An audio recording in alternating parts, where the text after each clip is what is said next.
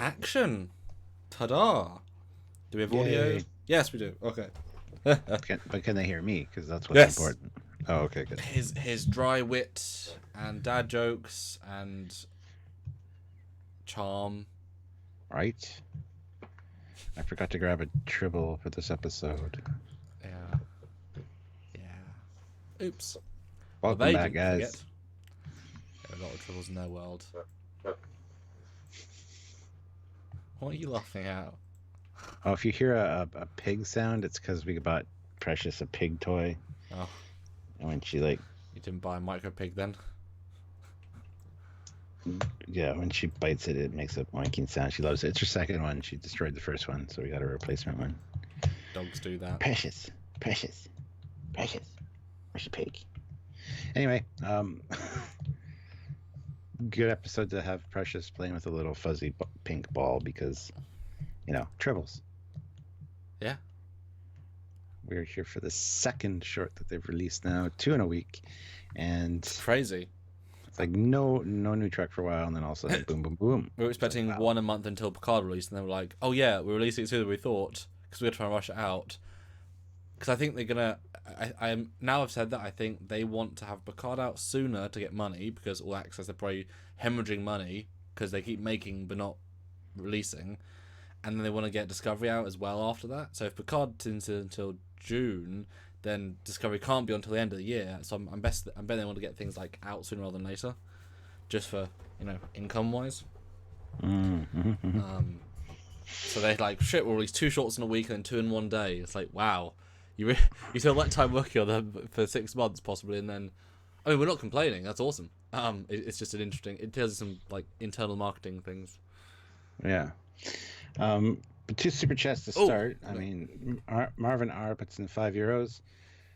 Did anyone spot the spots? There seems to be a trill in this short trek. Mm-hmm. There is indeed a trill in this short trek. And Trills are great subtle aliens as well.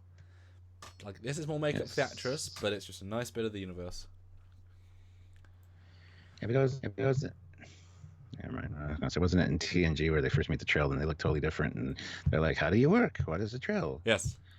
Yep. They have head ridges but obviously they're only appeared like 4 times in TNG and obviously every single episode of DS9. So that's a retcon we can all get behind. That's fine. And Jill47 puts in $2 and says, "First time I can't find anything positive to say." That surprises me quite Jill, really? Weren't you okay with yes? Yes is one. Really, Jill? That's amazing because we thought this was great. We both loved it. We thought it was fun. I want to discuss. Go in with it. Oh, sorry. I was just gonna say, if you're going with the mindset that it's the disco verse, it's fine. It's great. It's fun. Yeah. It's a Tribble episode. Yep. It's a good microcosm. Yes. But I do want to disclaimer something. Our review already got some interesting comments from people on either side of the fence. It's amazing how when with the first one I was more negative, quite a lot more negative, and I got bashed for that. And then we're both positive for this one, and we're getting bashed for that. So either way we reference, either positive or negative, we get bashed. So we can't really win, can we? At the end of the day, we see the negative comments because they're more notable, but obviously they're different people. And as I said to you last time, as long as you stick to what you think is right and with justifiable backing up of opinions, then I don't feel bad about it. But it's weird to have two, we'd be positive and we get grilled for it. It's like, really? I mean, they do good, give them credit. Otherwise, they won't know how to improve.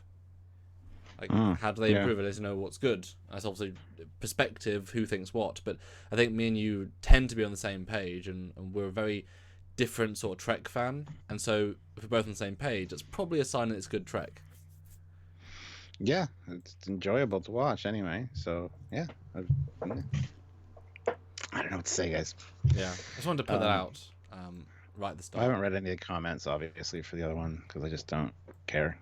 Yeah, I just like to keep... I care, but yeah, you know what I mean. Species 8470 puts in Go Alita. Absolutely. She's good in this. Prime 1351 puts in $1.99 and says, liked the one scientist with the proper uniform. Mm-hmm. There you go.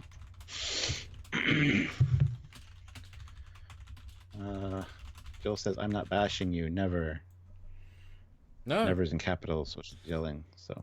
No, Jill, we know. No. Well, that's the thing. I don't think you can always have different opinions. Bashing is a whole different level.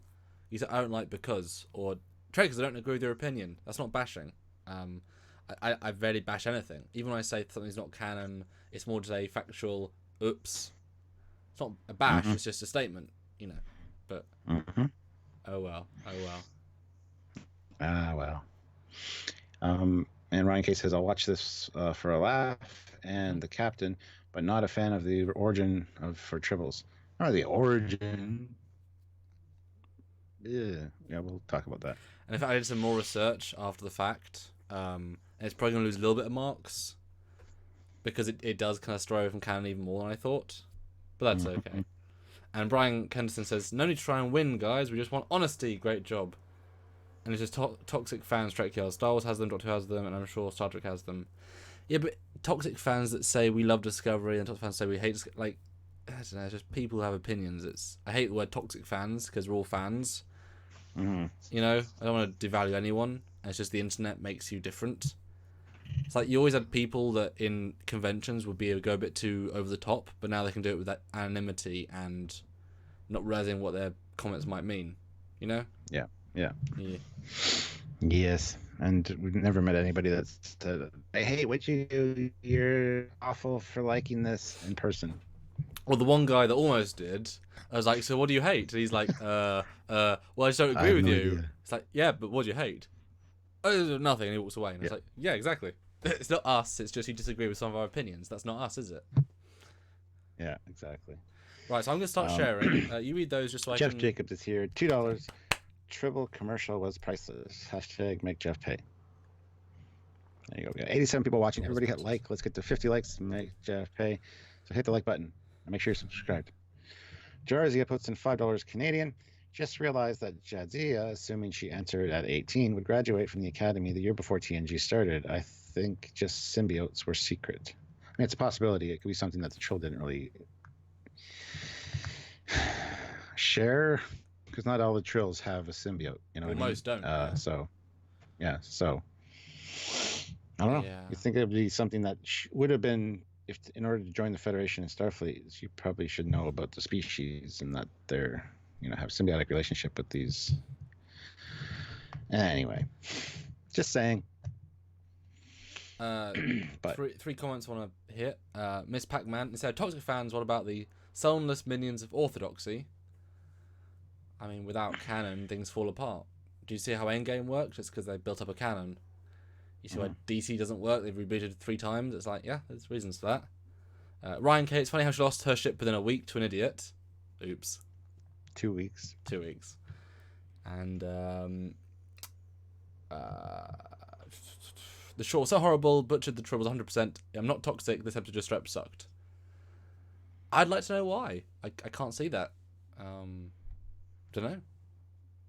But let me share while you talk to the fans. It's gonna be it's gonna be a tough one to get through. Well, honest, Stuart, your internet's reactions. Your internet's a little bit all over the place. Do you want to just call me back because you're going all over the place a little bit?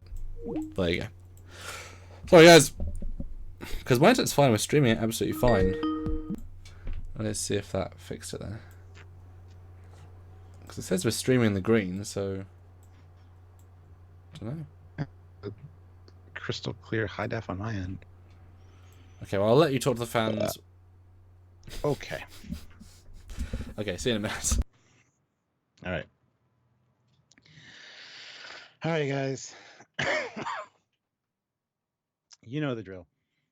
If you can super chat, please do, especially on this one, because I want to get your reviews. A lot of people absolutely hate this episode. For some reason, I thought it was really fun. It was a nice, just sit back and enjoy kind of episode.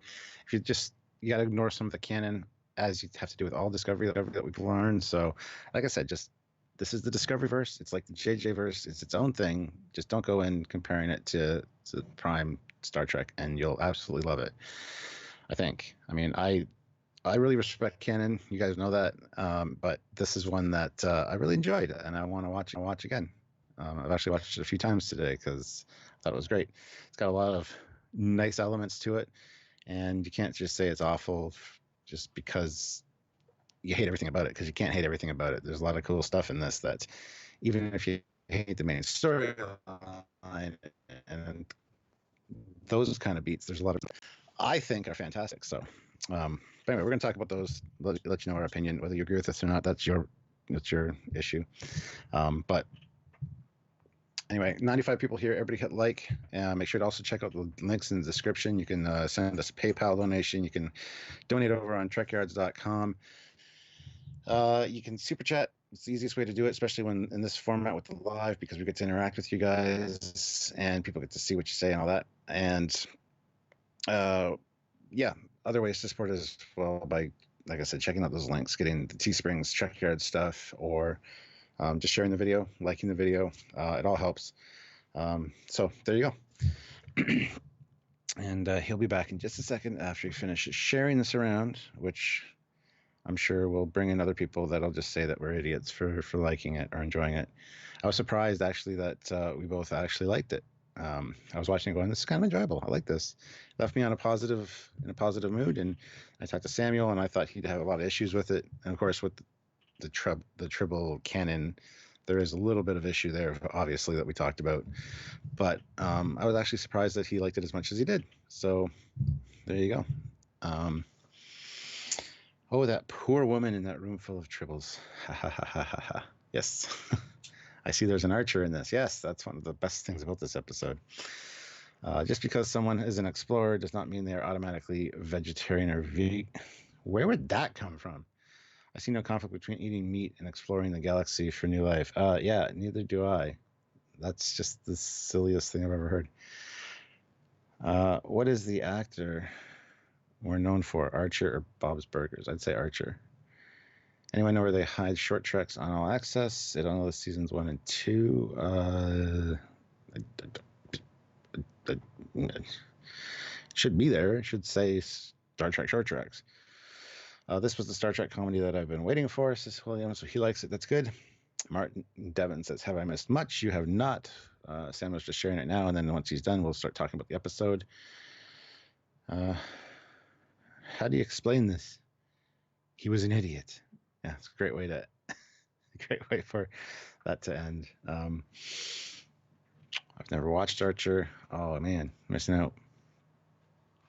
It's further down the page under its own graphic. There you go. There's the answer for the CBS All Access. All Access has a separate tab for short tracks now.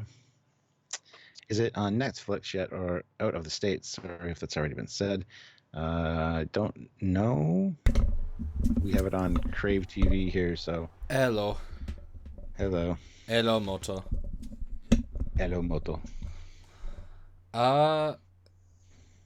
Yeah, so overall, 116 people, that's pretty great. What do you think overall of this episode? And now that we've had time to mull it over, because we both watched it within like 10 minutes reviewed it within 10 minutes of watching it, how do you now feel many hours later, and your sort of general review? I still like it. I still feel good about it. It made me feel good at the end of it. It was like, yeah, it was awesome. It was nice. Not everything has to be so dark and deep and heavy-handed. And wait, I mean, it was like Star Trek, this one? A little bit, yeah. Yeah. It does help, doesn't it? Yeah, I think this is kind of the feel that we're probably going to get from Lower Decks. Oh, I hope so. This kind of vibe. I hope so. Yeah. My review hasn't changed. I really enjoyed it. I've actually watched it a few times today now. So this might be, apart from Calypso, although I think that's so one tone, you know, it's like, here's the story done. There's levels of jokes, so you could rewatch it to see things you didn't see before.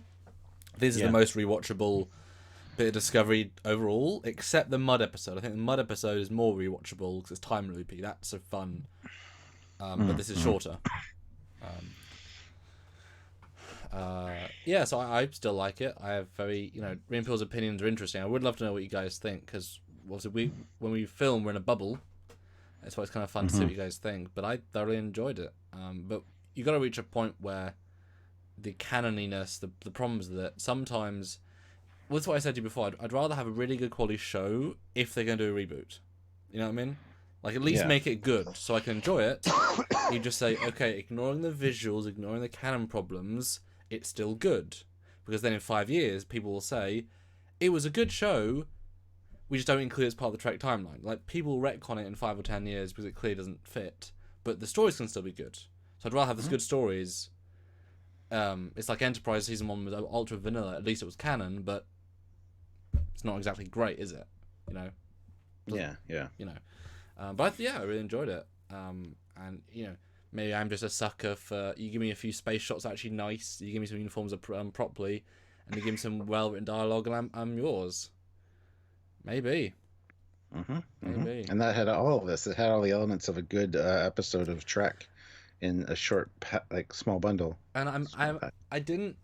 They were actually very clever as well with the set redresses because they were enough. Obviously, it's clearly a Discovery or a ship, blah, blah, blah. So it's pretty... Yeah, whatever. But we didn't see a bridge, but I didn't need to see a bridge. But at least we didn't see a redress of the Discovery bridge or the Enterprise bridge. Like, that both would have been silly because also the size of the ship would have had a smaller bridge. Yeah. No, it was good. That's a great still I picked for the thumbnail. I really like it. It sums it up well. Yeah. Well, I love the opening title sequence actually too, where there's the trouble with Edward multiplies, got the popcorn sound. But then this is something right off the hop that we should have probably seen in Q&A. It would have been nice to get a flyby of the Enterprise for that one specifically. But Enterprise warps in, does a beautiful flyby, and with the voiceover of it's not usually a good thing to lose an officer, but we have a talented science officer that's leaving the ship, getting her own commands. So again, great. The only issue that I kind of have with this is the whole warping into orbit and then warping out of orbit. I mean, it is stated that warping within a solar system is dangerous, especially Earth's solar system, but or any inhabited system, I guess. But they tend to do that a lot in Discovery. And TOS, you get the slow coming into the planet and doing the orbit, and then when the episode's over, you see it leave orbit, and you see the impulse engines, going. Although we've both commented on the TNG ship Enterprise D getting out of orbit. It's like, well, couldn't you have just not warped out? Yeah. Or put the planet further away in the digital effect. But two quick comments. Dan23, who always puts in a lot of interesting things. Just to let people know, I guess, he says, Trill on TNG compared to DS9 do not look the same. Yep. I already talked about that. Yep, we know. And Bill... why did they not just beam all the Tribbles out en masse? No, I didn't even think of that first time round. Just like I did with the turbo lift. Stuart did. I noticed it right away because one of the first lines when they're causing trouble is, they're into all the circuitry, the transporters are offline. So right away they actually gave you a line of dialogue in the script saying why they didn't use the transporters, unlike Q&A, which why didn't they just beam them out of the turbo lift, right? Everybody complained and bitched about that. This one they actually give you a reason why they can't use the transporters, and apparently not everybody heard it. But it was one of the first things I heard, and I made a note saying, glad they included that because it explains why they can't just lock onto all Tribble life forms. So, yeah. No, but the opening shot, absolutely stunning. You see the lights of the cities on the planet, and it's a nice looking Enterprise. It really is. But yeah. Why not just isolate part of the ship, move the crew there, and open all the airlocks? Well, I mean, logistically speaking, you got to gather up all the Tribbles somehow. It just got out of hand. Yeah, people have said that, but the fact is, if they're in all of the systems, it's like replicators from Stargate. If one is locked in a room somewhere in the event, you can't vent all the rooms, all of the ducts, all of the EPS conduits. You can't open everything up to space. That's not how the internals work. So you'll always have Tribbles left. Now that is, I do want to skip to a sort of a middle end because that's a great transition point. One of the core things about Tribbles from TOS, and just the premise of Tribbles, is that when they eat, they breed. But in this episode, and I didn't notice this watching it, they completely skipped over the eating equals breeding. They just breed irrespective, and you can't imagine that there's enough food once they get to a certain mass to get to where they go. Yeah. What do you? I mean, do you notice that going in? Do you now see? I did. Okay. I did. They said that they're born pregnant, and then the little ones are starting to pop. And McCoy says, near as I can tell, these are born pregnant. Mm-hmm. But yeah, you do have to feed them. So as we discussed, once you get multiple generations, you think their physiology would change somewhat. So instead of just being born and then giving birth again, they actually have to eat to be able to do that reproduction. So I have no issue with the way that they're slower in TOS as far as replicating. But that is us adding the continuity to it, though. You clearly they just forgot. Yeah. They didn't have that as a concept. They remember McCoy's famous line, as far as I can tell, they're born pregnant. Mm-hmm. Oh, okay. That's what happened. Yeah. And it's funny, rewatching Trouble with Tribbles, is that what it's called? The first one? Yes. I didn't notice this ever before, but the Tribble that they give, that Sarah Jones gives to Uhura, which is not giving birth that second, so clearly you can hold them in your jacket and not just give birth. Otherwise, he would have a pocket full of Tribbles. He doesn't. He has one. That's his sample. And so clearly, the threat is not as great as they are presenting. But the Tribble actually moves towards the grain and eats the grain as they're talking, which I've never noticed before. And that's why it gives birth with Uhura's thing. It takes an entire night, and then it gives birth to like 10, and that's the cycle. It's a much slower. Chekhov even says, he ate my grain. Oh, my grain! So it's a process. I mean, it was comical. This was a comedy short, and they skipped the comedy beat of it. Boom, boom, boom. You know, they're birthing out of your ass 2 at a time. It's like, that's not really... Oh. You know what I mean? And that's the worst thing, because when I saw that, we're getting ahead of ourselves. We should follow this linear story, but when they started doing that, it's like, it's Gizmo from Gremlins. That's how the Mogwai...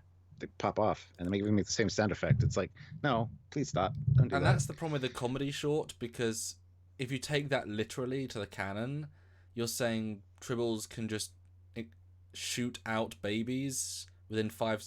It doesn't really connect, but it's a comedy short directed for comedy. That's why Trek's have already had those moments to take that literally. So Lower Decks is tricky, because what if they invent really weird stuff? It's like, well, that's canon now. And it's like, really? So it works in this context, but I don't really buy that as a principle, and obviously the lack of food. Like I think there are more problems I was seeing. It doesn't diminish the quality of the short, just the they did try and fit a lot in though, so you know you can only fit in so many lines. But yeah, sorry, we're ahead of ourselves quite a lot. That's okay. Jeff Jacobs puts in 50 likes again at 100. # triple like spike. # triple multiply like spike. # make Jeff pay. Let's multiply the likes like the triples are multiplying. Everybody hit the like button. I wish the like button was born pregnant. That way you'd hit it and then it'd be like 5 more pop out. That'd be great. Yeah. But yeah, we find out that Lynn Lazaro has got her own command now. She's going to get a research vessel, the USS Cabot. Okay. And yeah, it's a great walk and talk with her and Pike. Actually. And she's like, if you ever get into trouble, I can come rescue with my little research ship. It's a good line. That's a good line. Yeah, and this flyby, as to my 2 cents, is gorgeous. You don't often see one with this dark because the light's on the other side of the planet, but it is beautiful, and you need these. This is what you have in Trek. Just cut to space, flyby, cut back to the ship. Cut in interior. This is beautiful and lovely, and seeing other ships nice, and like this one flyby is almost more Trek than any flyby I've got, except like in the first 3 of Discovery, of season 2. And yeah, great walk and talk. It's funny how they took because you didn't need to start here. This scene was could have been an additional scene, but they were like, "Oh, Pike's popular. Let's add Pike." But yeah, why not? Worked well. He filmed it for an afternoon. They did it in 4 takes. He filmed the second short in the bridge in 4 takes, and then he went home, and he earned 2 different paychecks. That's great. I mean, I'm not going to complain seeing this transporter room, because I think that this Discovery variant is very good. So I'm happy enough, and the chemistry these two have is good. And I really kind of hope now we see.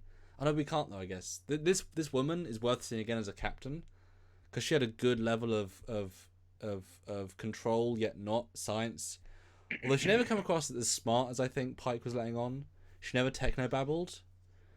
Yeah. But I guess she knows she has to be in command.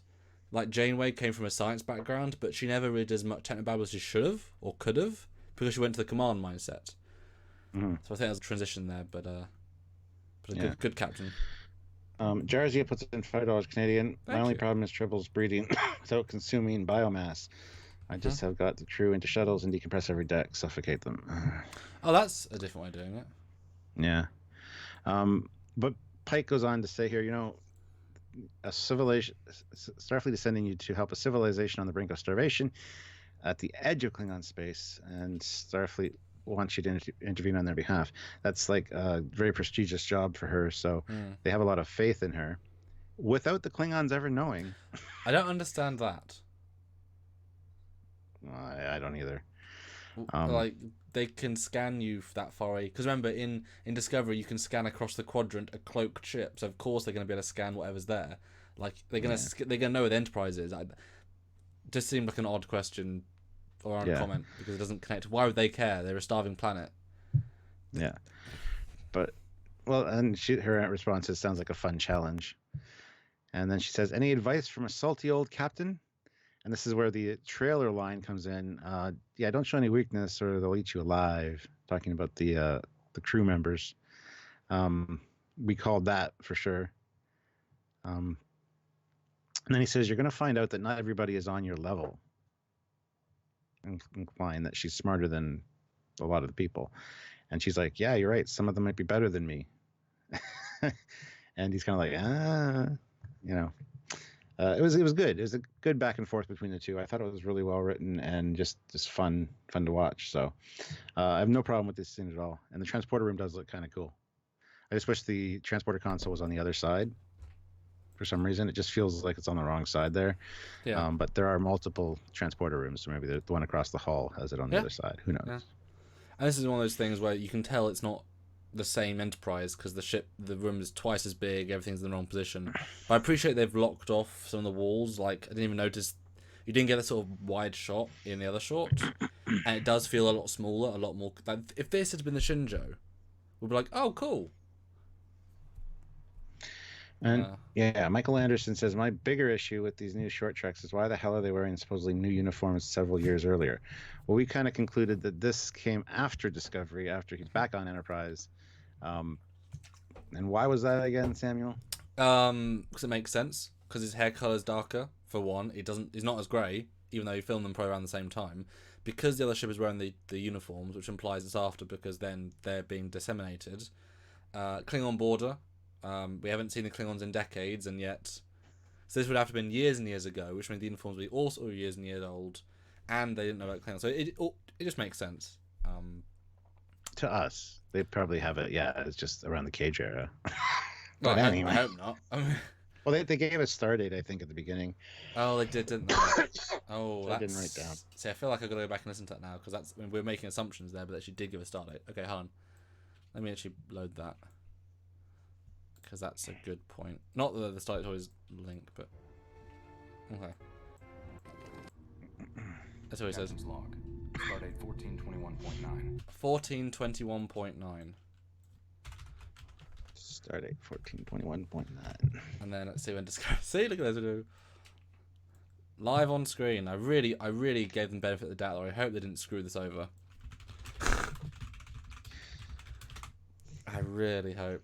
It's not like year one of the mission, is it? I like you'd be surprised if they did.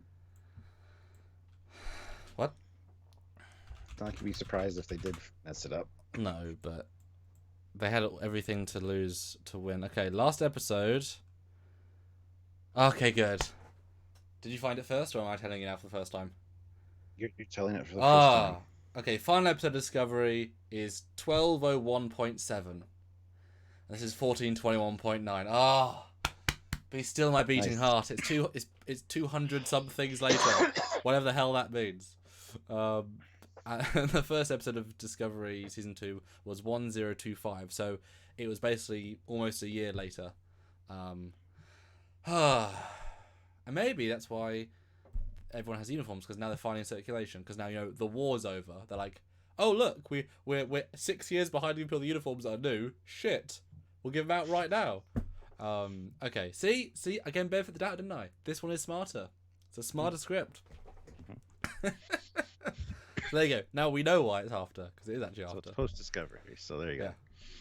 And I felt that in the vibe as well with Pike. He felt more like Pike. Which actually, this means that presumably she was on the 5-year mission with him as well, because he said oddly his young science officer, which is weird to, yeah, would have been more sense if they were comrades. I mean, especially since she should have been like a lieutenant commander, which takes a while to rank up to, and if she's the 34, 38 that we said. It's like, how old is Pike? He's in his, 60s, 50s? It's like, my young officer, 12 years younger. It's like, really? I don't know. Just felt like a weird side comment. Or maybe they try to hire a younger actress and then realise, well, crap, Captain needs to be older. It's like in fan films, I want people to actually be the sort of appropriate ages if they fit a role. It's like, don't make a commander 12. It'll look silly. Yeah. But yeah, great set. I like the redress, and this should have been the set from day one. And she beams over, and the ship goes around, and the Enterprise just warps out, which is it's a nice visual. Although the lens flares are obnoxious. Yeah, a little. And did you actually notice one thing that we missed last time? I did see, but I forgot to report. Last week, they had some JJ music. Really? Last short. Yeah, they had some, like, the similar beats. It's because one of the co-producers of the Trek JJ music helped work on that, and they added some riffs. And it's like, really? That's not meant to be there. So this one has lens flares. And did you notice how dark they left the other ship because of how low detail the model was from season 1? It's like basically just in total blackness. Yeah. But then they're in the briefing room of the new ship. And I love the viewer on the desk. And the TOS chairs. Look. They actually have TOS chairs. Cool. Not that they're sitting in, but... No. But they're there visually for us. They're the set dressing. And of course, there's a bright sun somewhere nearby because it's shining through the windows every time. But this is fine though, because A, it's not as bright as the other times where it's just like full, you can still see stars, and they were at a planet with a sun. So that I'll give them, because that didn't stand out to me. If it was just orange light seeping through, it'd be like, what are you on about? Yeah. Yeah. But we get introduced to Archer. The team, Edward Larkin, yeah. Archer, Bob Archer. She's like, so what are you working? What's your department working on? I don't have a department. It's just me. And then I wasn't sure wasn't aware we were sharing resources, and he's trying to get this pad to work, and the other lady's frustrated, the Trill, and she's trying to help him.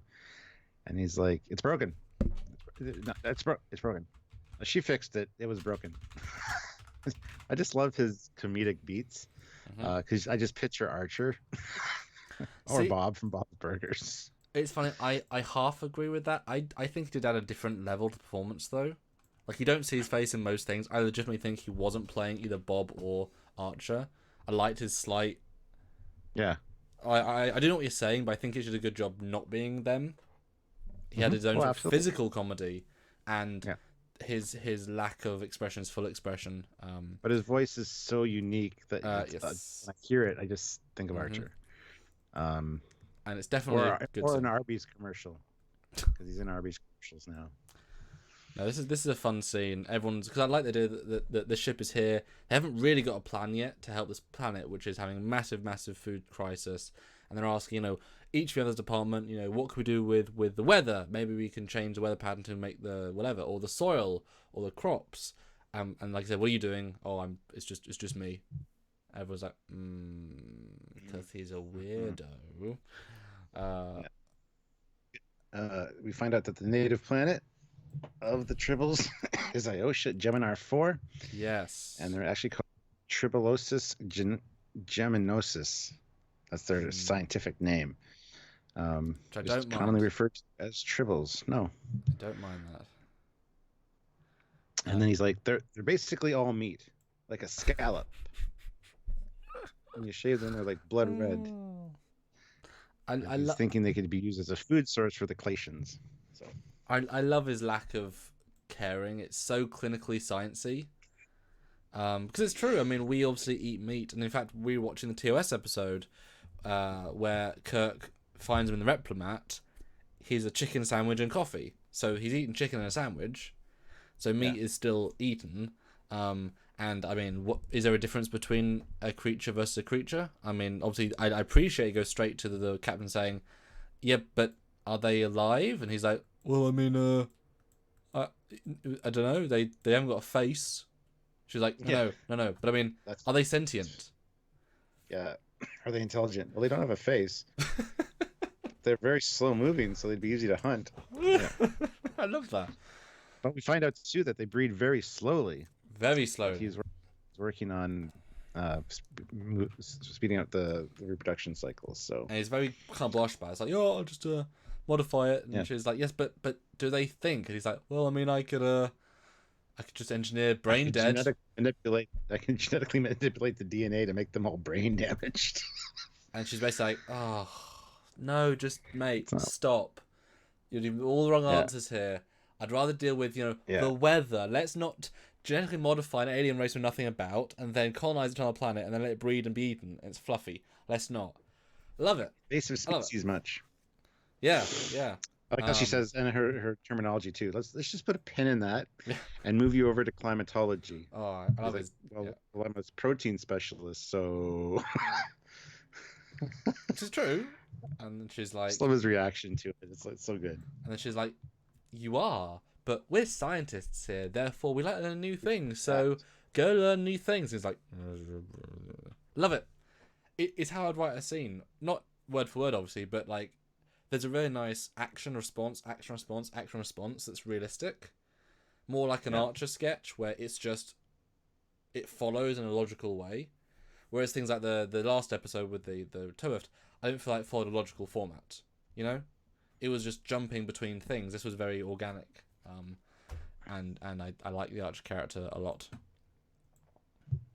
Yes. Oh, great comment by our wonderful Tenzingari. Injecting animals or alien animals with human DNA is okay, but when you inject some tardigrade DNA into your mycologist, the Admiralty goes ballistic. Oh, it's okay. He's doing this without anybody's authorization. Yes. They find out later. Find out after the fact that he did the DNA thing. Oh wow! Stuart, we actually managed to raise 154 people. I didn't realize that we were over. 154 people. 156. Guys, click like. Why haven't you yet? That is a tremendous. They don't like the episode, so they're not gonna. No, they like our episode, so they can click like. I agree. It's fun. But yeah, great scene. It's fun. It's good. Obviously, this is worth mentioning now because we've learned the backstory of the Tribbles, Stuart. It's on a planet far away. She doesn't know what they are. They breed not quickly. There we go. And they're slow. And they're very slow, which is true. They're always slow. The thing is, though, Stuart, in TOS, they bred very quickly. But not too quickly, because after a day or two, Kirk isn't, like, they're not a mountain of Tribbles. It's just like, we've got too many goddamn Tribbles. Let's deal with it. It's not this same manic issue. And then I forgot, but in fact, Tribbles did appear in Enterprise. I rewatched that scene earlier today. Do you remember what happened? I don't. Well, I can let you know. So, obviously, Enterprise was the first prequel, but they were much more careful to add or change or retcon canon. It was, original people who worked on the other Trek shows was part of it. They really only hired guys that were big fans of Trek, and it was a different mentality. And so, it's just almost a throwaway sequence at the start of an episode in season 1. Hoshi comes in, talks to Phlox. Phlox brings out of a little container a Tribble, and she's like, "Oh, what's this?" He's like, "It's a Tribble. It's a, and she's like, "Is it dangerous?" He's like, "Oh, no. They are banned. Very hard to get hold of. Very, very hard. But not dangerous. No teeth. But they do breed really, really quickly, which makes them perfect to feed my animals." And she's like, "Oh." And then he puts it in the thing, and they go here, blah, blah, blah, blah, blah, blah. She's like, he's like, So Dr. Phlox uses Tribbles as a food source for his alien things because they breed so quickly.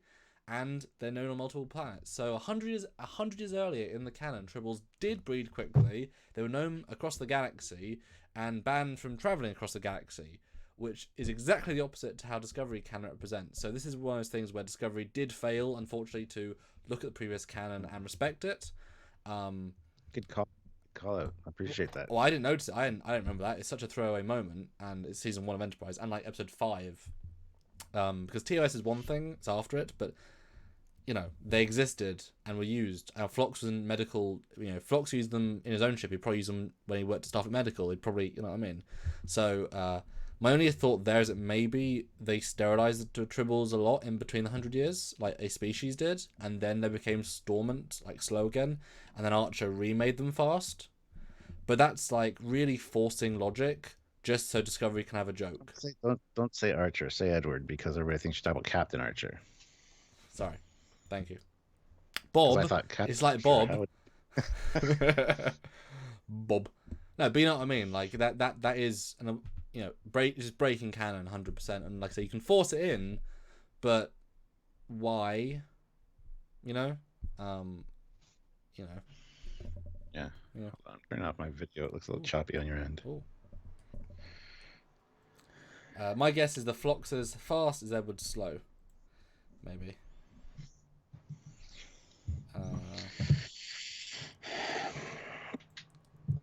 All right. And also, last quote of that, sorry, because they say on their own planet, the native planet, they just do whatever. But Phlox said the only thing that keeps their population in check is the abundance of reptiles on their homeworld. Predators, yeah. Yeah. So you're not going to have predators if it's... And in TAS, we know there's a glommer that eats Tribbles. Yeah. So just, I mean, they obviously didn't go back and watch Trek. They didn't look at the Memory Alpha page. But we know that they had to hire canon experts by episode 6 of Discovery because they were getting stuff wrong. Didn't really help that much. But I think they didn't keep those people hired for this short. But again, doesn't diminish the quality of the thing. It just does fail in terms of canon. Absolutely. Oh well. Yeah, next scene is him standing by the replicators. Guy comes up, orders a large salad. He's like, "Yeah, so the new boss, yeah. She sucks, right?" The other guy's like, "Well, people seem to like her." Nah. He walks away, and he's like, "No, they don't." It's the cheapest, simplest, most beautiful moment for the character. I love it. Yeah, I thought it was pretty great. Because we'd never write this scene, but it works, But he's clearly on the spectrum. He's clearly so clever and so unable to deal with people. And also, did you know they call them actually replicators in this episode? Yeah. Which they're not. They're food processors. Oh. That was the TOS one, but whatever. Again, another canon problem, but whatever. Or on Sarza says, it was meant to be a fun episode and a comedy. Why worry about consistency? Because we need to cover everything. As we stated when we started this, we both really enjoyed it just for that very reason. It was a fun episode. But we can't just say, oh, we love it. Everything about it is great. We're done. We need to talk about the canon consistencies because it's what we do. And they say it's prime. So, sorry. And also, Michael Anderson says, lol, here's an inconsistency. Discovery Episode 1 was Stardate 1207.3. Season 2, Episode 14 was 1201.7. So the end of Season 2 now takes place before the show began.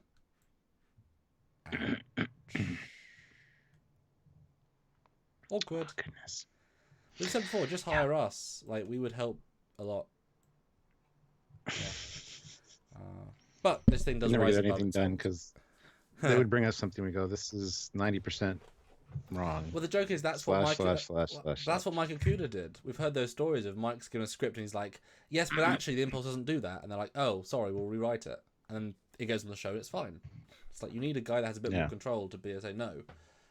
You need to say no to the writers sometimes, and then let them be creative around those things. Otherwise, do it in another universe.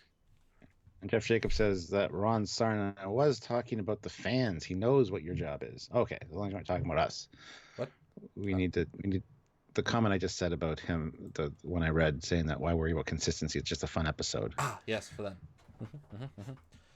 Yeah. But the problem is, once you add this to the canon, then the canon problems are added to the canon. Whereas if you just check the canon first, then you add to the canon, it works. Like, why do that to yourself? Yeah. You're adding problems. It's like, why call it a D7 when it's not? Like, they do it to themselves. We don't do it to them, which is one of the biggest problems. But anyway, so he's doing something on the screen in his corridor lab. He's such a high-end officer, he has a desk in a corridor. Yeah, that bugged me quite a bit. It almost works, like, this close. If they just cropped a bit more, it would have been a weird, like, structural thing. But yeah, 2 labs in a corridor. With open beakers and open robotics. It's a little bit laughable, isn't it? Yeah.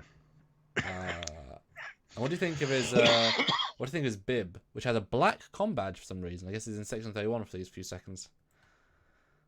That's weird. It's weird. Just like a lab coat or a poncho thing. And even later, when he's not in uniform, when he's in his underwear, his shirt's got the little tiny black delta. Right. But that's weird. And why has he got deltas on his epaulets? Who the hell designed that? Someone Discovery people. Deltas everywhere. Someone has a fetish for the delta on that show. Like, seriously, a sexual fetish. Yeah. They want to put it on everything. Or it's a drinking game. Every delta from part of clothing you drink. Ed, sir, I love you. Oh, thank you, man. I love you too, whoever you are.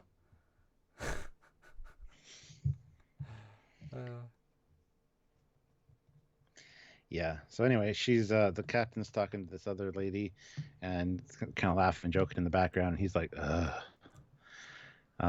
But she's like, "I need to speak with you." Well, not yet. First, he waits till she leaves. Then he like injects the whatever, which is like a flaky substance that falls on the Tribble. Yeah. Yeah.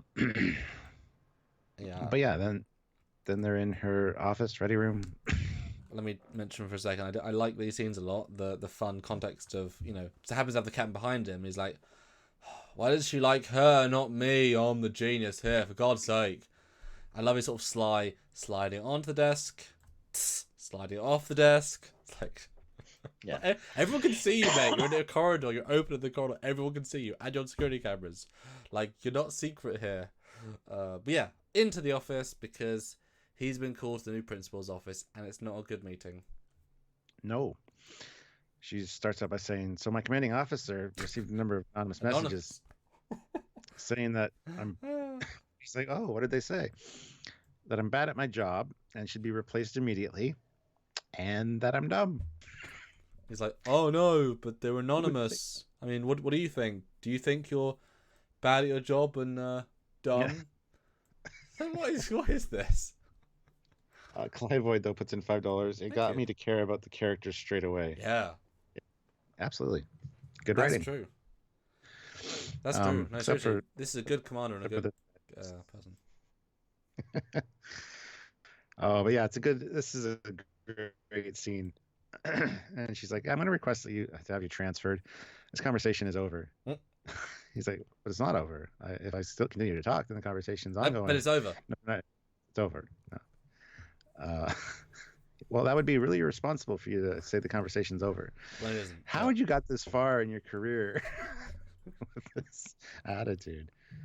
Oh, man. But also, this is not a bad command style. Like, he went incredibly overboard, incredibly inappropriate. Like, yeah.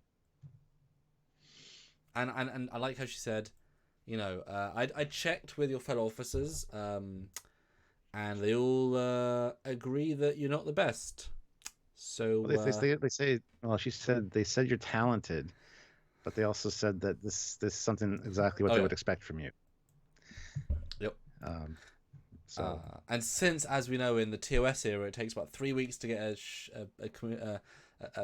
signal to command, and 3 weeks to get it back.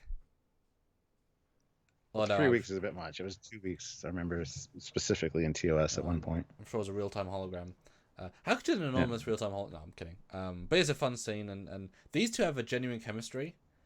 Because she's good. She plays off the dry humor well, with total resolve. And it's not too forceful. It's very commandy. Like I said, she doesn't really come across as a scientist, per se. But I do think once upon the command uniform, you have to be in command.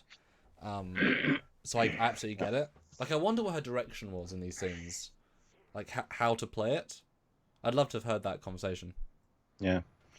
Before he walks out of her room, though, he's like, I'm not dumb. that confused me because she didn't say he was, and he says that later No. on. It's like, where did he get that? It's just saying to himself, wasn't he? Really? I guess. Yeah, people with low self-esteem, they assume they assume they can read minds and tell what the other person's thinking. So to him, he thinks that she thinks he's dumb. And a great comment by Tenzingari. So he's the bad version of Reginald Barkley. Yeah, It's a good comment. Yeah. Then we see the Tribble in its little cage, and it starts popping like a mogwai, which is stupid. And the glass breaks. And then, yeah, we get the scene here in his underwear, and you can see the tiny little black delta.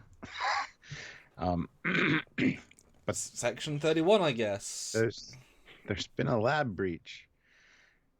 He's like, oh, okay, who caused that? I think he says, "Do I help?" Oh, What? you need help? Yeah, after Yeah. everybody leaves, Like- and then later when they're going after the Tribbles, he's like, I'm not gonna help. Yep. Yeah. I love it. I mean, what a bold choice of his underwear. That's a bold choice. Well, it's a bold choice, to be fair. It's pretty funny. And I wanted not to keep on these pictures, but this is them redressing the Discovery turned into Enterprise hallways. This looks nice to me than Discovery hallways. The blue, like it looks crisper. Mm-hmm. Is it that different to the Discovery? Because I feel like it is actually quite different. It does look different.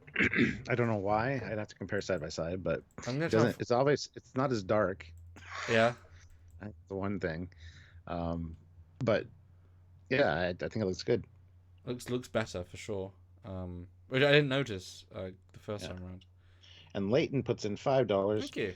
I've been playing a new drinking game this stream. Every time I hear a British oh no. What? Actiwent. Accent? I drink. Oh, then you're really screwed. I mean, alcohol poisoning can be kind of fun sometimes. I don't know. I want to comment on the popping Tribbles. I never got the scent because Spock in TOS said they can have 10 babies, like that's the first batch. I never got the sense they can pop Tribble, like 4 or 5 Tribbles out of their non-holes, fully formed, in one go. I don't think he was feeding it. I don't get that sense. I know it's probably a reaction to the DNA, but I wish it was slightly cleverly done. I know it's all comedy. Like I kind of wish there was like a fish tank with some food, like clearly a food drip, and you see it like scut up to the food drip, drink some, and then as it moves to the other side of the pen, you see like it drop a baby, and the baby then starts to move, and then drops another baby, and that moves, and it's like, oh my god, like it's brilliant because it was too comical. I mean, again, it fits tonally so well in the episode, but again, for the canon, would have been nicer if not. But that's just me. And Bill Barkley asks if we got a ship name, and yes, it's the USS Cabot, which later is stupid because they call it a Cabot class vessel, even though it's a Magi or Magi, MAGE class. But anyway, it's the dumbest of the classes with its design. The Sorcerer. Now I did find a picture, and it's amazing how lighting is different. God, this Discovery Corridor. This is season 1, to be fair. How ugly is that, though? I mean, I didn't realize how dark and depressing that was. Because you never realize in context, but Jesus, that's a bad-looking corridor. Oh yeah, it's very drab and just ugh. That's what I mean. Just looking at the new one, I was like, it looks a lot brighter, and it obviously does. This one's got like beige and copper highlights instead of any kind of bright color, and I think that's one of the reasons. It's very beige and gray. It's almost got an anti-personality. Like it hasn't got any personality. Like Burnham. Yeah, and then you cut to this one, and it's beautiful. It pops. It's got lights. It's got some energy. It's the same exact geometry, but it doesn't take much different. I mean, why would they thought that was a good idea in season 1? God damn, I forgot how drab. And then you can see how the uniforms pop against the walls. Have everyone in the same dark blue without light? Awful. Awful. No, this was a beautiful comparison. Like, it's still too big, but it's only better. See, credit where it's due. But anyway, we see some tribbles on a table, and then they're looking at it, and he comes up and he's like, "Ooh, who did that?" She's like, "You idiot." Well, she's like, "You disobeyed a direct order. There's a transport coming in 3 days, and you're going to be on it." I love how she's trying to talk to him, and he's like worried about other things, and she like claps her hands right in front of him. It's like, whoa. I've done that to the kids before to get their attention. Like, listen to me. Look at me when I'm talking to you. You know?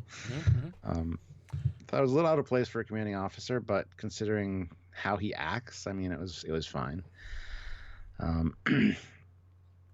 But yeah. I like how they're so gently naive. She's like, yeah, deal with it, thinking, yeah, these 5 are what we have. And then a lady comes in and is like, we got a problem. And it's like, yep, there's more. It's a little montage. And that's the line. Oh. That's the line where she comes in and says they're into the ship's circuitry. The transporters are offline. Yeah. I want to call out here, how smart does that uniform look without the collar? Looks fantastic. Much smarter. I can only hope that's what we're going to see from now on. If you do a Picard Pike show, like, okay, fine. The command guy has the weird collar. Like, that's the command pip, you know? But everyone else should have these. They look better. I would do wish for black, but it just looks crisper. And it's weird she got a new one, because these are obviously new versions, or at least whatever. I also want to give credit for the excellent Tribble builds. They look... There's a skunk Tribble. Yeah, no visual reboot there. They're all just Tribbles. I mean, that's the thing. You don't have to visually reboot everything, Stuart. You can just make a Tribble. It's not rocket science. Well, I do love they have a skunk Tribble, though. It looks like a skunk tail, just with the longer pieces of black and white. Anyway, we get a shot of the boots with the deltas on them, because why not? And we get to see the extent they're collecting the Tribbles. This is the montage of picking them up. She sits on one, as all captains do. I mean, Kirk even did that. So that was a great callback. And it was so minimal, like it was unneeded. But it was like, you know what? We're gonna put in the joke. The joke that was both in DS9 and in TOS. So this is our 3rd time it's happened in Trek. Fine with it. Fine. That's the fan service that quick and done. And it's funny because during this montage, Edward's actually helping too, but he's not collecting them in the containers that everyone else is. He's collecting them in a cooking pot. Oh. Which not a lot of people might have noticed, but I wanted to point that out. I still don't... Okay, I want to hit that then. On the idea of eating the Tribble was never a thing. Now, obviously, just on Enterprise, it was a thing there, but not for humans, but for animals, which is a little bit different, because animals eat animals with fur on. But I don't, when I see Tribble, I don't think I'm going to eat that. And compared to the shaving time to shave it and make it, especially the small ones, it doesn't seem worth it. So, yeah. I mean, the idea behind the Tribbles was, and I've just watched the TOS episode, they go through it. It's like, Uhura says, Sereno says, this is the only love you can buy. It's a little furry pet that makes a noise that, as Spock says, is auditorily pleasant to humans. Like, it kind of affects us in a certain way. But not to Vulcans. I'm of course immune to its. It's a well-written episode. I didn't realize how well it was written until I rewatched it today. And so to go from that to being a food source really kind of felt odd to me. Because no one ever even said they're that cute, except right at the beginning a little bit. Whereas in TOS they're so like, even though they're interested in the ship, everyone's like, oh, they're so cute. So bit of a disconnect, but I know it's the joke. But again, doesn't quite connect with what I feel. But again, not every crew have the same impression. This is just a crew that, because the guy said eat, everyone sees them as food. Whereas if one person comes in and says they're play, everyone sees them as play, I guess. And Ryan Thorne asked, why would they be food? Well, because they already established earlier that they're trying to solve a food crisis for a starving civilization. So when they had the opening talk in the briefing room, she's talking about, the crops and all that kind of stuff. And then she goes to him and he's like, they're all meat. And they're slow moving, so they'd be easy to hunt. And it kind of makes sense. Oh, yeah. But,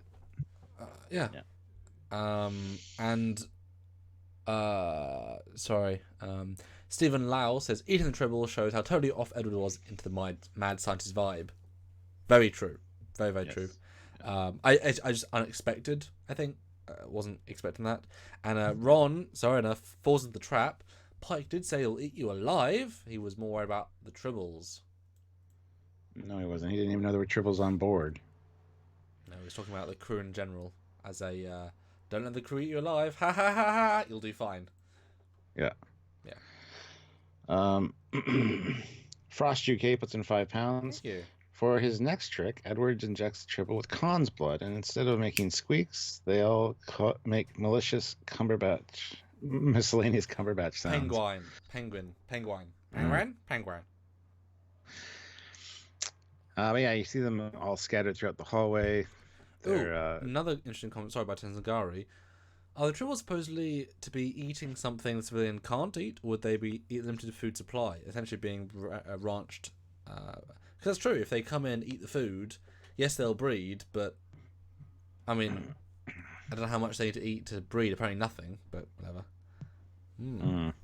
That's another issue. Oh, sorry, that scene or the line into the ship's circuitry comes up in a second. You see them all scattered throughout the hallway, and then you see them in the console with all the frayed wiring, and it's shorting. And then the next scene where the lady walks in, she says, that's the first thing she says, they're into the ship's circuitry, the transporters are offline. That's why they can't beam them all away. So I'm glad they included that line, because everybody made a big deal about Q&A not being able to beam them out of the turbolift. So, and I'll be honest, I wouldn't have thought beaming was an option anyway. At a certain point, they're breeding faster than you can beam them. Because if you've got 5... Because in TOS, they had 1.6 million Tribbles between the ship and the station, right? It's not like there was a few hundred. Like, there's probably several thousand on the ship right now. I mean, if there's 1,000 and they're all popping out every second, you can't beam 1,000 a second. There's a reason why the entire ship becomes destroyed within a few hours, or disabled. You know, I think there's a point of no return. I agree, to part of the oxygen, that's a good idea, but they didn't think that far ahead. I think they were more concerned. I think, again, once they reached at a certain point, they couldn't do anything. I guess? Although, someone else pointed out, they do have force fields, and they couldn't eat through force fields, or get through force fields, so why not put them in force fields? Like, if you put force fields around the bridge, and, like, the shield generator, it should be okay? And they would, until they get into the circuitry, but behind the scenes and short everything out, maybe, but... Yeah. Judge 1981 says, having work-related problems, gotta go. See you later, Judge 1981. Good luck. I love this corridor walk, because it looks exactly like the Trials and Tribulations scene. It's very well, very nicely represented there. And it's a nice escalation as well. They spend a lot of time putting Tribbles everywhere. Yeah. But then we get the... Oh, what? Well, yeah, this scene. Yeah. Soon, there'll be so many Tribbles, the ship will be able to provide enough oxygen. That's a good line. And this is where we find out whether they're born pregnant. Yeah. The Tribble Hoover made me laugh out loud. Oh, that was just dumb. That's like something from a Dr. Seuss novel. Dr. Seuss. It looks like something you'd find in Whoville. Oh yeah, it's ridiculous. And actually, his pack is so small. He's already been that wouldn't be useful at all. It's like I thought that, but I thought there might be a transport thing at the bottom. So when it hits the bottom, it transports out or something. Because that's way too small to collect anything. It would collect 4 or 5 and be done. That's just dumb. What, a micro transporter in a Hoover?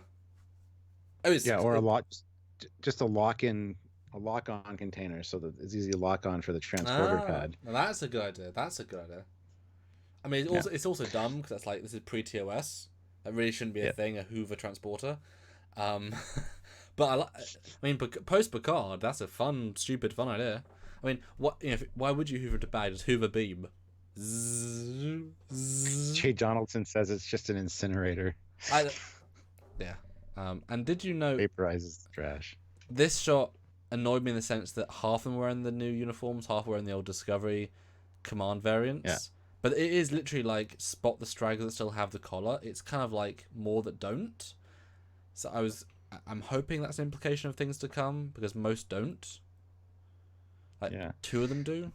And Real Proto Mike says, didn't DS9 get infested with little critters too? Yes, at the end of Trials and Tribulations. They brought them back. Yeah. They began the new Tribble hunt. that's where we find out that they have human DNA now. And he's like, I mix human DNA with Tribble. Crazy stuff happens. Whose DNA did you use? My own. Well, you think Noel's would be any better? Because everyone's like, and you wanted us to eat your DNA? And it's like, well, it has to be somebody's. Although, well, I think this was pointing at the fact that later in TOS and stuff, the Tribbles are so just stupid and docile. It's because of his DNA, because he's such an idiot. yeah, but I I would thought that was think, kind of a backhanded joke at that. I would think that 'cause he's so smart, that might be they can evolve. Like I would have thought the exact opposite. If he's a smart guy, he's also human. Like, Yeah. like, it works either way. But why human DNA? Like, I get the joke, but it would have been funnier to say an alien race that we know that breed quick, because we don't breed that quick. Or like rabbit DNA. Like that would have been funnier, because that's like a joke within a joke. Yeah. Like why human and why him? Like, but again, crazy experiment, man. But why would adding our DNA make them be born pregnant? I guess people are born with eggs in their uteruses or in the egg sacs, but like, it doesn't really. A bit weird. A little bit. Stephen Lau puts in $5. I didn't have any Tribble with the canon issues. Haha. By the way, did you notice there were TOS style chairs in the background of some of the shots? Yes, we pointed those out earlier, actually. So thank you. Yeah, there's a couple of there's a couple of in the Enterprise bridge as well. And I love our Ryan. Basically, Ryan K says he loves how no one cares that they're hoovering. And yes, Dan23 does say in TNG Season 3, some officers still wear Season 1-2 uniforms. Yeah, everyone that's not a main cast member wears them, because they don't make uniforms except for the main cast. So I'm fine with that. I just would rather not, especially if like the captain has no reason to be in that uniform. And again, this is the most expensive show ever made for Trek. They can afford to make a new uniform. Just, whatever. And Jarzia says maybe it's just a joke about Archer's horniness. I mean, it could be that too. It could be that too. Yeah. I think rabbits would have been funnier though, or like. But anyway. Yeah. So they decide to focus on containment, set phasers on stun, move through the decks in groups of 3, and yeah. This was This was stupid. I was thinking, why don't they use a wide beam, or disintegrate? And there's just stupid scenes of them falling out of the thing. It's just like in Trouble with Tribbles, just pouring out, and then some girl, poor girl, like in a room full of them, pushed up to the ceiling. It's like, what the hell? That had no context and no place. That should be edited out. That didn't deserve to be in there, or saved at the last minute, because I assumed that scene would cut with this scene next to it, where they pull the thing out and she falls out. Yeah, that's exactly. I was going to say that. Just reverse them, and then she comes out afterwards. That would have been better. Yeah. No, and also, like you say, why the hell are you stunning them? There's like 7,000 on your ship. You disintegrate them. So they don't keep reproducing, because when they're stunned, supposedly they wouldn't be like popping off new ones. Yeah, but just trying to contain them. Just disintegrate them, like, because then you'll see it with space back. Yep. Like. No, I agree. But it should have been also a wide beam stun or something. Just take out the whole hallway, because that's a thing. Should be anyway. But whatever. And what's funny about this? I mean, it's great to have an in-universe, like, look at all the props we have. But you can see these 3 actors in the hallway with the rifles. When we went to Vegas, we saw how small the rifles were. They're really undersized. And you see these 3 actors like holding like, like they're not built. I have no idea why they're built that small. None of them look comfortable. And the guy on the left, the guy on the right, I won't say the black guy, the guy on the right, he's like, I'm holding it like this, like a really weird sort of rifle. It's like, yeah, that's military training. They were like, extra guy, point a gun like we're having fun. It's like, what? It's weird. Yeah. But they don't show a naivety, because this is not a plan that would ever work. Sorry, Captain. It's not going to work. Yeah. It's a great shot of the ship from the outside. I really like this. They zoom in on the windows. You can see the size of the decks. I mean, it's awesome. And just overflowing tribbles. Very well done. I thought that was really cool, actually. For a ship that had no physical detail, that was a really shitty model. When they made it for Season 1, it was very laughably crap. Like, because it was only like 3 shots. It didn't need to be anything. To go into that sort of fun detail is awesome. Although, that's a lot of mid-deck space. It doesn't really make sense, I don't think. there might be another deck in there that has no windows. Not every deck has windows. Sure. And they felt a bit too uniform, but apart from that, it's a beautiful, fun shot. And I guess they're telling us it's just one big corridor, is the vibe I got. But I mean, clearly this shot had a lot more money in than last week, because this in itself is an expensive, fun shot. Although I did point out in another review that I think maybe because they hired Rebecca Romaine, Ethan Peck, and Anson Mont, that because Rebecca Romaine was in it, they charged too much and it burned most of the budget, because it's selling on the actors, even though you had Archer and Alita here. But I guess they both either took a pay cut or agreed to do it for less, because clearly this is a more expensive short. But I think that might be part of it, that the actors just burned up too much of the budget. So it feels a lot better, budget-wise. Yeah.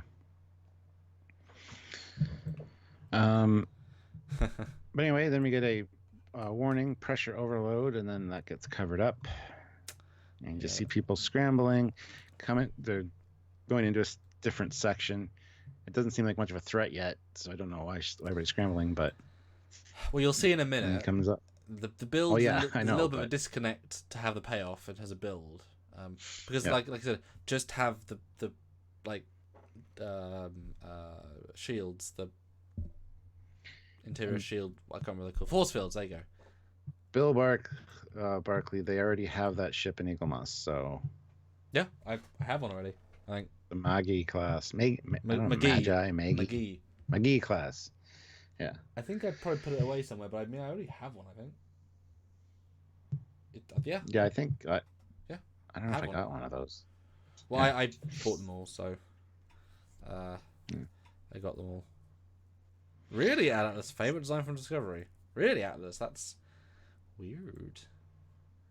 I mean, hey, it's growing on me. I just wish that they built the model better, because they didn't need to build good, so they didn't have to. And except for this one, they was able to improve it. And Ryan Thorne, yes, that other girl that was screaming earlier made it out, because only one person died in this whole thing, which we find out soon. And that was Edward. So yeah, they're hurry up, get in here, and he's like, "See, I'm not stupid, I'm smart." And I never said you were dumb. You said I was dumb. You told my bosses that I was dumb. Because she did. She never said he was dumb. Yeah, it's great.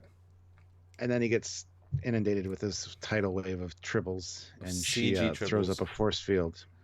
Throws up a force field, and you see the little escape pod or shuttle, whatever it is, launch from the ship. Cool scene. Although I'm thinking about it, is that all that's left of the crew? Because this is it's still a Discovery era ship. This is still bigger than the Connie Saucerware. This is a big ship still. They can't have fit 100 people on this.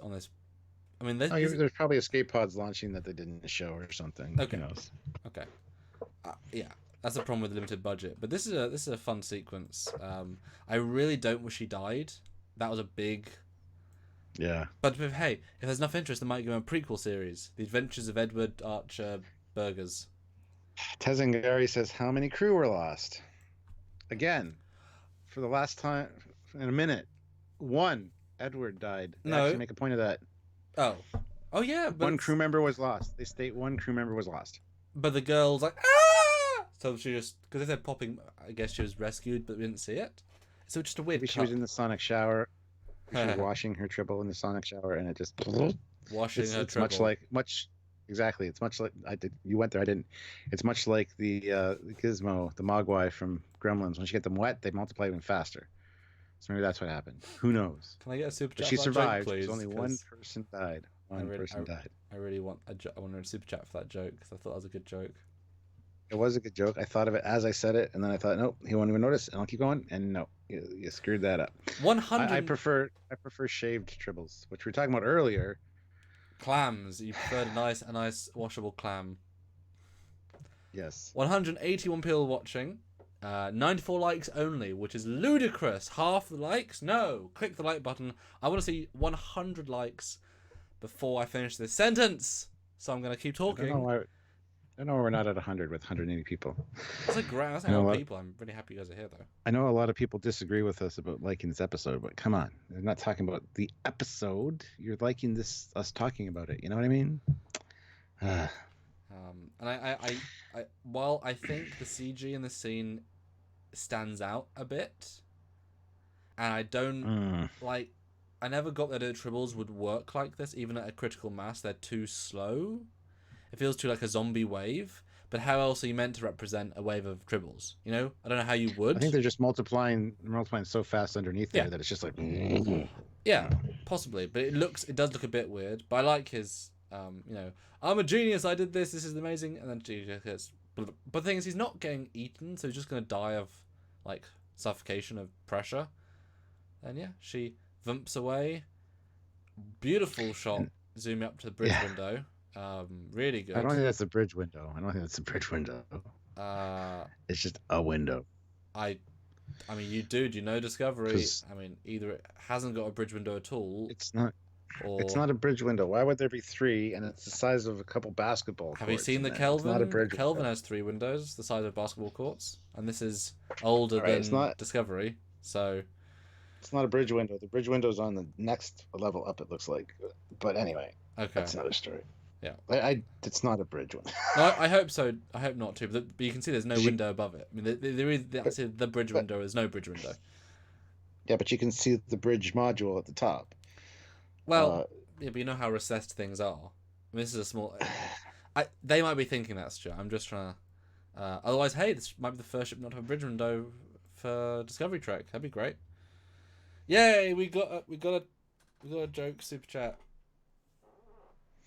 Martin Devon puts in £2. She's washing her hairy Tribble. Yes. It's easy to keep clean when they're shaved. That's all I'm saying. And moving right along because it's a family show. All right. So now she's in San Francisco. She's in front of the tribunal, whatever. With less than 2 weeks of command, a Cabot class science vessel. No, it was the USS Cabot. It was a Maggie class science vessel. Saw an onboard experiment go beyond your control. 1 crew member was lost. One. Just one. Edward. A genetically modified species made its way to the surface of Pragene 63, forcing an evacuation of an entire civilization. I don't know how they got off the ship, even if the ship exploded or they just pushed out. They were in space, then they have to survive re-entry. You have a crispy Tribble. I don't know. Anyway. And we've also just gotten word that these creatures have made their way into Klingon space. So let's add a diplomatic crisis to all of this. And according to your report, this entire calamity was all caused by 1 crew member. How do you explain that, Samuel? He was an idiot. Yeah. There's not. It's hard to end something like this, and that is like yep, we did it. Yep, we found out how. Like, it's anticlimactic, but in a super satisfying way, you know. So, a couple little comments. I was getting called out because if people disagree with me, in the Picard shuttle video, how Picard went to the academy in San Francisco, although they said it was the Starfleet headquarters. Quoting the academy, headquarters was in Paris in Discovery era. I'm like, it was. We haven't seen the Picard era yet. It's 20 years after the last thing we saw. So as far as I know, it's in there maybe. Because she isn't being brought to Starfleet Academy here. No. Why would she be? This is probably some office building. Like, they've obviously got functional buildings as well. They want to give Golden Gate because it's referenced, but it's like she's not at the academy. She's at an actual location. I have a feeling that, as we say with Discovery writers, they don't understand anything because they don't research anything. They probably saw Star Trek 6, one of them, and like, oh, the president was in Paris. That must be where Starfleet Academy is, or Starfleet Central Command is. No, not necessarily. Presidents can probably choose where they want to live. It's true. Or whatever. That'd be kind of cool. Yeah, change he had a view out of his window of the Eiffel Tower. What if he wants a pyramid view this year? Well, he's moved. I mean, I'm sure they can literally just like tractor beam buildings across the world. Like, it's the future. Do it slowly and steadily. Why wouldn't you be able to? Like, build buildings that are completely consistent. Because I mean, you don't need water pipes that aren't just internal. Like, everything can be in the structure. Anyway, but think about what tribunal we got for Burnham in season 1 with all the lights out. all the lights out, dark, and we were like, what the hell is this? This is fine. This is nice. This is actually a nice looking room for what it is. Mm-hmm. I wonder what it's a redress of. And it just makes you think, what the hell were they doing in season 1 Discovery? What the hell were they doing? Looks like the redress is Spock's cell. Oh, yeah. Oh, I was going to say Spock's quarters, actually. Because his quarters were pretty big. Oh, could be. Yeah. But why are they wearing Discovery era uniform if we now know that that ships have? Why do we keep asking that question? Because they keep making the there's same no mistake. answer for it. They keep making the I same know they mistake. do, but there's no answer, so we can't keep asking the same question because we already know the answer. They're just idiots. But if we don't, then the person who watches this Hey, that's Discovery. That's how this episode ended. He was an idiot. That's the answer to that question. They're idiots. They're idiots. Yeah. Well, because they don't want to spend on getting 5 custom uniforms. It's like, that's fine. Just have 2 admirals then. There you go. It's problem solved. Hiring these 5 people, do 2. And have the Andorian admiral back. Have him in a TOS looking snazzy. That'd be cool. I mean, that's the thing. These are things you could do to improve. But this is such a good short that we want it to be better. But these like fun Trekkie things. As we know, the Discovery guys aren't making these for Trek fans. It's making it for the general audience. They're just hoping we'll come along to the ride, you know. But yeah, so that is the Trouble with Edward. But that's not all. There was a Oh, bonus. Jesus Christ, yeah. Which we should just talk about because it was fun. It was just a stupid little, and everybody took it so seriously. Ooh, it was just making fun of 90s or 80s cartoon or Saturday mornings commercials for cereal. I thought it was hilarious.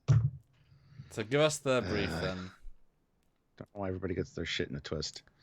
So yes, the USS Ravenous Stardate Breakfast.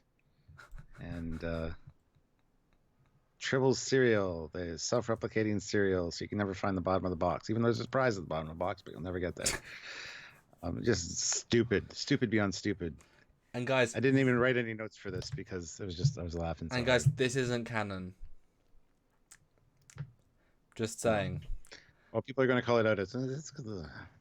This is I think this is the case where, like, the writers were like, "Oh, we could do this," and they said, "Oh, we can't pay any more money because that's silly." They said, "Oh, you know what? We'll take an afternoon. I'll bring my daughters in. That's my friend who's an actress. We'll bring him in. Won't do like this is like we want to do it because love, and it's genuinely clever. It's just really stupid. Yeah, but it is really clever. I just don't. People are making a big issue about the replicator replicating the box. It's a commercial. It's also a fake commercial. You watch the commercials of breakfast. There's part of this balanced breakfast, and you see like a nicely displayed box, the milk, the bud on the kitchen table. It's like, no, that's not how life works, guys. Sorry. And I mean, look, in the commercial they got a picture of his face, of Edward's face, being what? Pretty sure they wouldn't use that picture in the real advert, so we know it's all a joke. Well, they make a joke of that, saying a little bit of Edward because of the DNA. Yes.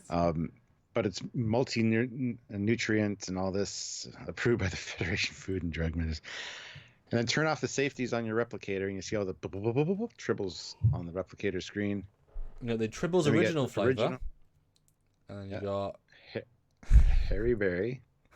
And then, for some reason, Spicy Ranch, which I would love. That sounds really good.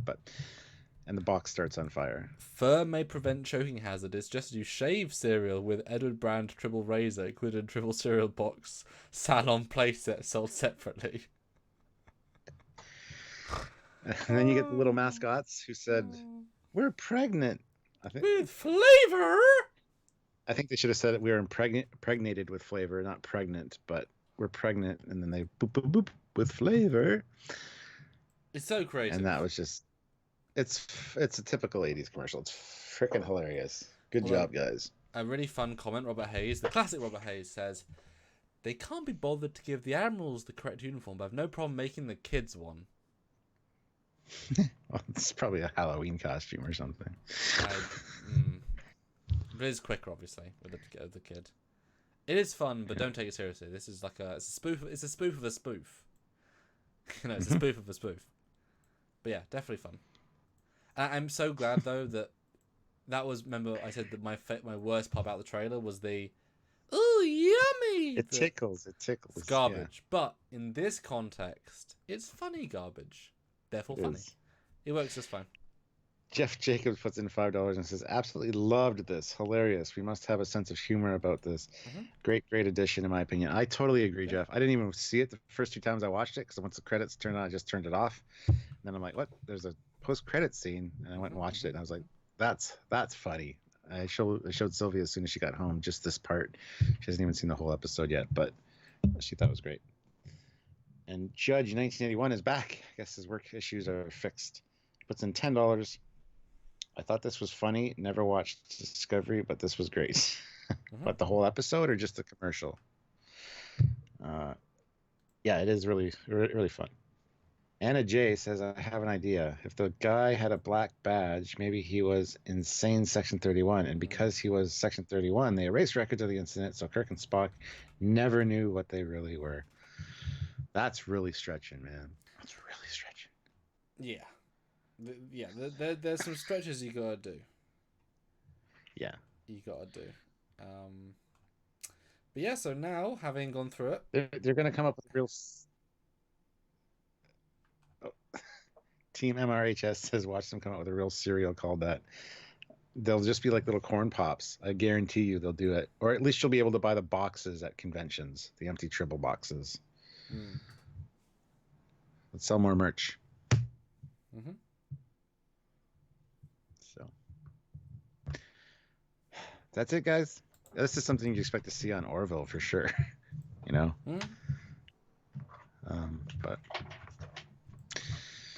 anyway, that's it for the episode, guys. But yeah, I mean, do you like it more or less after fully reviewing it, after analysing it? There are definitely more problems than I saw first time around, which is again a compliment to the ability of the short to just enthrall me, and I kind of wish this was all of Discovery. Well written, good visuals, oh dear the canon, but you know what? It was good, and we'll just ignore it as a canon mistake and move on. Which, as I said before, I think Discovery in 10 years will be taken as that was their weird late 2000s experiment. We don't really take it as canon, but I mean, it's there. I think that's how we're going to take it in a few years. Yep. No, I really enjoyed it. Didn't change my view, really. I love the opening flyby sequence of the Enterprise. There's some great space shots in it, which I really appreciate. The briefing room, the little display thing on the table looks great. It's kind of a good reimagining of TOS. Lots of little things in here like that I really appreciated, plus the very clever writing and just the comedic approach to things, plus a couple great actors. There's a lot going for this one, and it was just fun to watch. You don't have to have a stick up your ass all the time when you watch something. But also, it's important when they make mistakes to call them out, which we did last week, or last time, and that's important. But also, they do good. It is, absolutely. They do good, you call them out. Be fair. Yeah. And still, please show, for the Pike show or whatever, use the different uniforms out of the collars. You improved, or at least make that rim black. You're so close, or just have like the command staff with the weird collar, but everyone else did this one. Like, you're setting precedents, and they had a dude just in a shirt, a blue shirt, like more like Cage, or the medical, like there's a African doctor that had just a shirt. Had many things going for it. Yeah. So do we have to rate this? Yeah. So what? God. I mean, I think we both rate this 1 out of 6 in terms of the shorts. The best. Oh, yeah, absolutely. Yeah. So 1 out of 6. Compared to Discovery, and then compared to All Trek, because I think this one's more fairly able to be reviewed. The last one wasn't really. This one I think is better. For Discovery, this is going to get a 9.5. I really enjoyed watching this. I thought it was really fun. You don't have to think about it too much. Involved tribbles, which were cool, tied into this other stuff, and some great actors. So yeah, 9.5. As for All of Trek, that's tough because I mean there's some comedic episodes of Trek. So as far as this goes, I'd have to put it close up there. But I hate coming up with numbers first. It's a short, so it shouldn't get a full score, really. 'Cause it can't compare to like an hour-long episode. Well, it's enjoyment factor, isn't it? Oh, enjoyment factor, then I'm going But to it give it a compared good... to the overall, like, you still got to rate Yeah. it. I'll still give it a 7.5. Okay. Yeah, and guys, do put your scores now if you want us to read them out. Yeah, I think this is a. I'm gonna say 9. I said 9.5 earlier. I think I'm gonna say just 9, just because they did just ignore the canon Tribble continuity, which you would think if you were doing an episode on Tribbles, you would research first, and they didn't. Except Samuel, no one will notice. no, I know, and obviously I'm sure the writers like for God's sake I did. It's like you did, but you didn't exhaustively research. I forgot about the Enterprise episode, but you being paid by CBS to write this episode and spend 500,000 on it, you should have done everything you could, and read the books and the animated series. But that beyond the fact that they failed with the Tribbles properly, they're close enough. 9 out of 10, best thing of Discovery in terms of enjoyability. I think, just best. But obviously you're right. It's not a full episode, so you can't give it like a, And of all the Trek, I think I'm gonna give it a strong 6, which is still good for like Discovery content. I think that's still very strong. Maybe I could go to 6.5, maybe 7, maybe. But I think I could say there's still some canon problems. And obviously, then if you're doing all of Trek, then you sort of take the wrong uniforms, the wrong Enterprise, the wrong hallway. If you're looking at all Trek, all should come into account because then you're comparing to the correct Trek, which is like being fair. But I do think the two main actors just absolutely steal the show, and it's amazing. No one in the main Discovery cast, like if Stamets was this guy and Burnham was this girl, holy shit, like it'd be a different show. But I like them. I like them more than Burnham and Stamets already. From one 15-minute episode, they both have more personality and more to go for them. I like Stamets, but that's I know another you do. story. But would you say they're comparable in like factor? Yeah. And Just that's impressive. Yeah. That's impressive, Well, Judge 1981 puts in $10 and says, "This is what you're reviewing funny. I'm stuck on the dock for 4 hours now." Oh no. Probably a loading dock. Sorry. And Judge 1981 puts in another $10 and says, "It's an 8 out of 10. I take points for the Delta fetish." And Jeff Jacobs says, "Delta fetish?" He didn't understand, but we talked about deltas everywhere on their uniforms. Somebody's got a weird sexual delta fetish. As I look at my wall of deltas. Damn. To which you also invented your own. But I collect different kinds. Yeah, and invented my own. Yeah. Self-designed fetish. It's fine. Yeah. But that's it, guys. Yeah, it was good. It was, it's funny because obviously I was quite let down by last week's the other one, and so I wasn't exactly excited for this. I mean, I was mentally thinking, right, I should responsibly feel it's gonna be a letdown. But I said to you, and I think you knew that I wasn't able to lessen my expectations because I was excited. I liked the look of the trailer. Whereas the last one let me down hugely. This one actually was better than I thought it was going to be. So great credit to them. Well done. And did they release a trailer for the next one? I feel like they didn't. I don't know. We have another super chat while you're looking for that. Martin Devons puts in £5. Thank you. I want to change my Commander T-Bach pick. Who should I use next, guys? I don't know. It's a fake. Okay. What was I going to say? Oh yeah, this I feel is very close to what we're going to see from Lower Decks. I think they're kind of setting us up for Lower Decks kind of humor, and that's fine. I think that'll be fun. It's its own thing. It's an animated thing. So I'll say, anybody who thinks that is going to be very critical of this commercial at the end, I'm just going to say my favorite meme when people take things too seriously, and that is, "It's a joke, not a dick. Don't take it so hard." Just relax. It was meant to be fun. Just let it go inside you and make you feel good. It's a joke. Take it soft. That's adding way too much. It's way too much stuff. Oh, good God. Anyway, yeah. So if you don't like it, I don't give a But shit. I liked it. I thought it was funny. I will say, when you got to Rick and Morty, I didn't like most of when they did the intergalactic clip show episode. It was a clever idea for a clip show, but I didn't like the skits. They were random and dumb. They had a serial one too, because they were just nonsensical. I mean, Rick and Morty sense, but so same thing with Advert. If this is the format of Lower Decks, whereby cleverly written short stories that creative but use canon, hopefully a bit better. I feel like the guy knows canon better. This Mike guy, I feel like he knows it better than this writer. Not the tone of the advert. That's just mockery. That's just spoof. That's a fan film. Like a fan can make that as a fan film, you know.